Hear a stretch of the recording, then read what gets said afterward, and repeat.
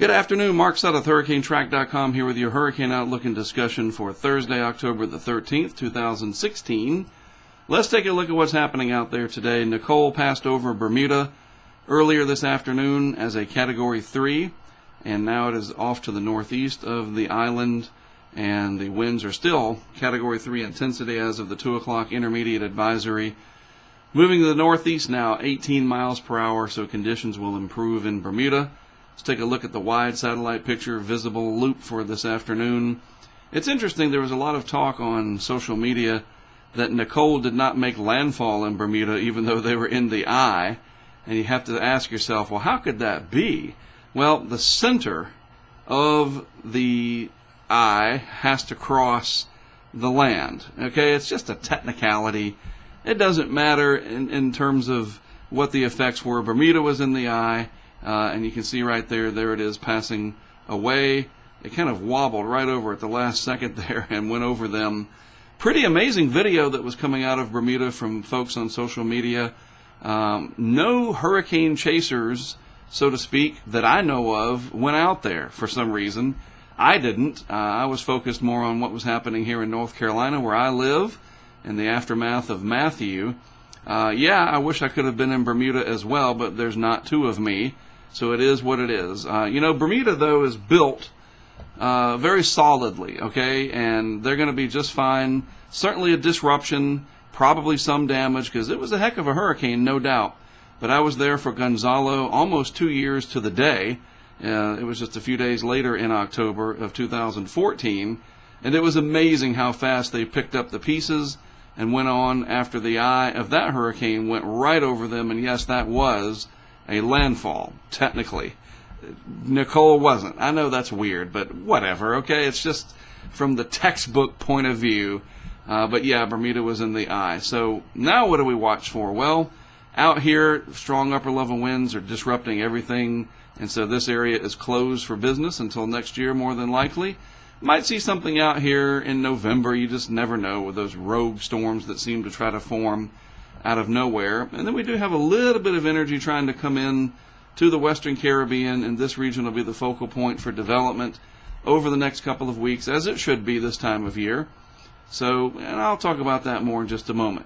Meanwhile, back in the lower 48, still dealing with the aftermath of Matthew, high tides associated with what we call the October king tides and just the higher astronomical tides as we get closer to full moon, affecting some of the areas that were hammered by Matthew.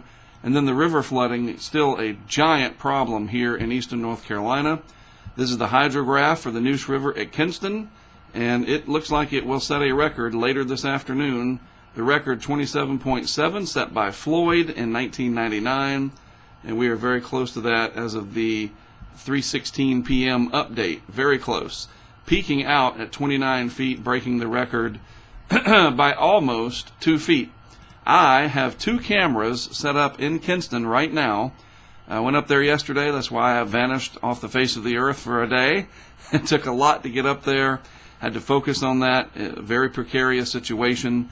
Worked with the emergency management officials and emergency services in Lenoir County. It was fantastic.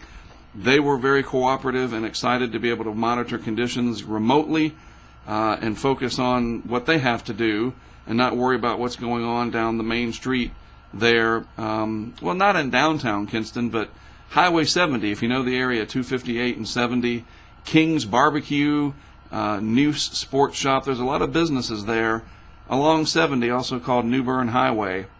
And so I've got these cameras set up, hurricanetrack.com/Kinston. Check it out. One of the cameras will run out later this evening. It's a 30-hour camera, and we will come to the 30-hour point, I don't know, around 10, 11 o'clock tonight. But the other camera is a little bit larger capacity battery system, and it's a little further down the road. You'll see if you go to that link. And that one should run all, fingers crossed, right? It's run so far so good until Saturday morning, believe it or not. It's a 66-hour camera system, and it's not much larger. It's just the different types of batteries and the density of the power that's packed into these lithium battery packs. So check it out, hurricanetrack.com/Kinston, as we watch history be made here again unfortunately for Kinston and vicinity in Lenoir County, as the record from Floyd falls by the wayside over the next 24 hours, more than likely.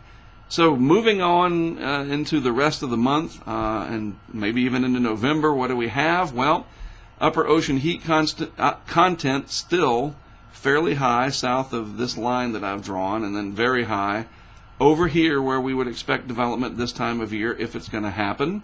The Euro not suggesting much in the way of a Madden-Julian oscillation pulse.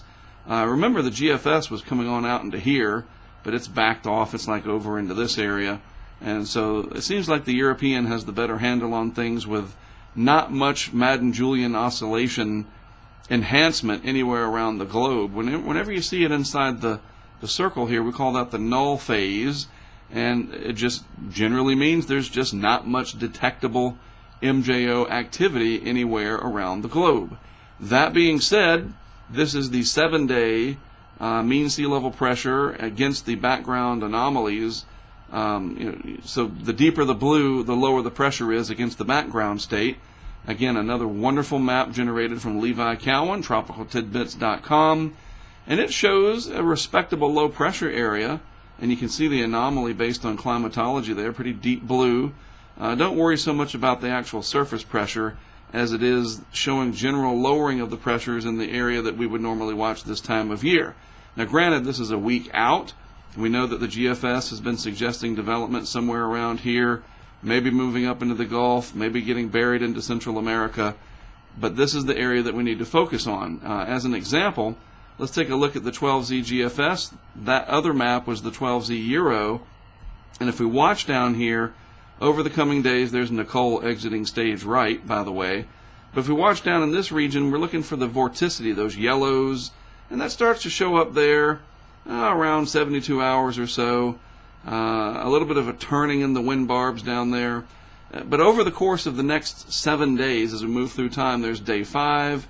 You see there's really not that much. It kind of gets strung out. You see that there? Very strung out overall. In fact, let's just jump to that last frame. So this kind of a pattern really wouldn't produce much. It kind of hands the energy off to the northeast with time, and maybe the Euro is going to try to bundle it over in this area. The bottom line, we need to watch this.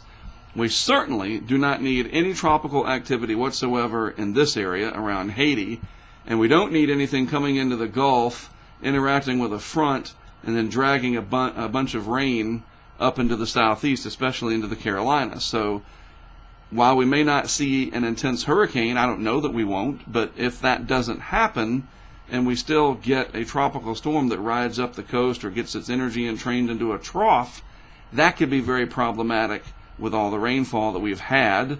We don't need any more. We need things to dry out. And at least for the next week, it looks like it will. And then check this out. The La Nina might be coming on here as we get into winter. Very strong anomalies here in the subsurface. Up at the top of the chart is the surface of the tropical Pacific. And then down here we're looking at about 200 meters deep. So this is like a cross section going down into the Pacific Ocean here. And then these are very cold anomalies in that subsurface area across the equatorial Pacific. Some of these anomalies here, let's look, 1, 2, 3, 4 gradations of blue. So that's 1, 2, 3, 4. So between 3 and 4 degrees Celsius below the long-term average deep in the ocean there. So maybe we will have a La Nina. And you know, it won't be too long, 6 to 10 weeks or so, that we'll start to kind of glance behind the curtain, so to speak, at what to look for 2017. And some of those big pattern puzzle pieces like La Nina versus El Nino are very, very important, and we can track that on a weekly and a monthly basis. But that's coming up later in November, really, and then in the off season, which, of course, I do produce hurricane outlook and discussion videos during the off season as well, usually every Monday. But I'm well ahead of myself. We still have several weeks to go. Hurricane season doesn't end until November 30th. All right? So that's what's happening. Again, hopefully our friends in Bermuda will be back up and running by the weekend. And if you've got plans to go out there, assuming that there was not too much damage, especially at the airport and the causeway, and I haven't seen any indications of such, they're going to be just fine out there. We'll certainly hope for the best. That is a beautiful, beautiful place. Have a great rest of your afternoon. Again, don't forget, one more reminder, check out that link, hurricanetrack.com/Kinston, and you can watch those live cameras as the record flooding inundates Kinston, North Carolina. A lot of positive feedback on social media, people appreciating that, using technology to solve the problem of watching something that's ordinarily difficult or dangerous to watch in person. Portable cameras that run for days on end. What a great idea. So I'm proud to be able to do it. So absolutely. Have a good afternoon. Mark Sudduth, HurricaneTrack.com. I'll be back with you again tomorrow.